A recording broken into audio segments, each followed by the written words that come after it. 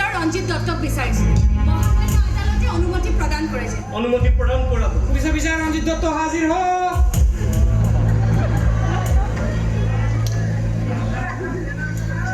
মই যি কম সঁচা কম সঁচাৰ বাহিৰে মিছা নকওঁ বাৰু এতিয়া কওকচোন কলা বৰ ঠাকুৰ মানে মোৰ আইতা ঢুকোৱাৰ পিছ মুহূৰ্তত আপুনি গৈ স্পট পাইছে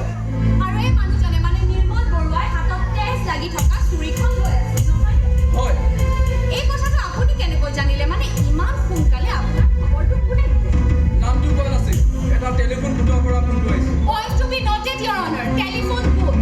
তাৰ মানে টেলিফোন বুথৰ পৰা ফোন কৰা মানুহজনে জানিছিল যে তাত এটা হত্যাকাণ্ড হৈছে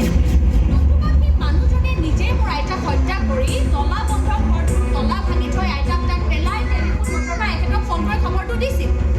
ইয়াৰ দ্বাৰা এইটোৱে প্ৰমাণ হয় যে টেলিফোন বুথৰ পৰা ফোন কৰা মানুহজনৰ এই হত্যাকাণ্ডটোত হাত আছে তাৰ প্ৰমাণো মোৰ হাতত আছে আৰু অতি সোনকালে সেই প্ৰমাণ মই আদালতৰ মজিয়াত স্থাপিত কৰিম